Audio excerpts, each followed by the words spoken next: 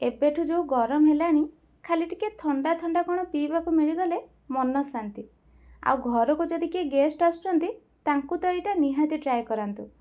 जय जगन्नाथ। सोनी जोड़िया रेसिपी को आपण समस्त को बहुत बहुत स्वागत। प्रथम आम बनैबा कंचा आंबर जूस। एठी मु दुईटा कंचा आंब को भलसे धोईकी रखी। एबे सेथुरु आमे चोपा छड़े नबा। आ चोपा छड़ेला परे आंब को मझिरु दुई फाड़ करिकी तार मंजीटा काढ़ी नबा। आ तापरे ताकू छोट छोट पीस रे काटी नबा जेमिति एटा ग्राइंड कला बेले सुविधा हबो। एबे देखंतु ए सब को मु काटी नउची। एबे आमे याकू ग्राइंडिंग जार रे दे दबा। आउ सेथिरे दबा 1/3 स्पून जीरा। जीराटा डाइजेशन रे बहुत हेल्प करिवो। अल्प किछि पुदीना पत्र, स्वाद अनुसार लूण, आउ टिके कला लूण भी दे दबा। गोटे चमच चीनी दउची मु एठी। चीनीटा आंबर खट्टापण को टिके कम करके टेस्टा बालांस करिवो। दुईटा बरफ दे दबा। आउ आधा कप फ्रीज पानी दउची मु एठी। ठंडा पानीटा देले जूसटा टिके रिफ्रेश लागिवो पीबाकू। एठी देखंतु भलो से ग्राइंड कर नै जे सब को। एबे हमें ग्लास रे ढालिबा पूर्वरु ग्लास को टिके डेकोरेट करिबा पई ऊपर टिके लेंबू रस एमति लगे देछि मु।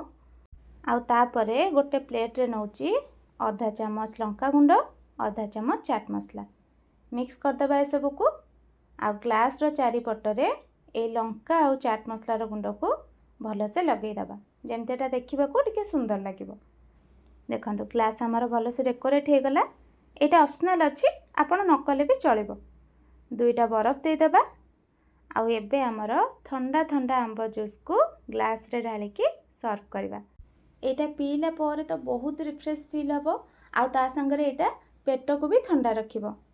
एबे हमें बनैबा नेक्स्ट तरबुज जूस। एठी मु तरबुज को छोट छोट पीस रे काटी के रखी। आउ सेथिरु मंजी भी बाहर कर नैछि। एबे हमें याकू ग्राइंडिंग जार रे दे दबा। आउ सेथिरे दबा स्वाद अनुसार टिके कला लूण, आपण चाहिले नॉर्मल लूण भी दे परिबे। 1/3 स्पून चाट मसला, 4-5टा पुदीना पत्र, गोटे चमच लेंबू रस, 2 चमच चीनी भी दे दबा। आपण निज टेस्ट हिसाब रे चीनी टिके कम अधिका करि परिबे।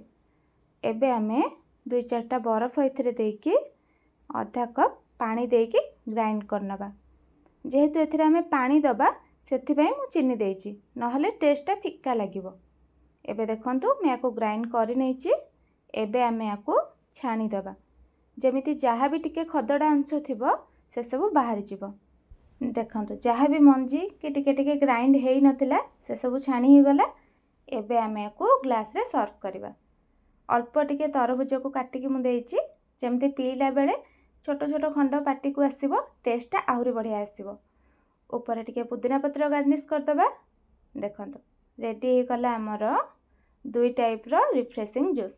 आपण थरे निहाती ट्राए करंतु। आउ जदि वीडियोटी भलो लागिथिबो लाइक टे कर देबे। आगो को एमिति नुआ नुआ वीडियो देखिया पे चैनल को सब्सक्राइब कर नेबे। देखा हबा नेक्स्ट वीडियो रे। रहिली। जय जगन्नाथ।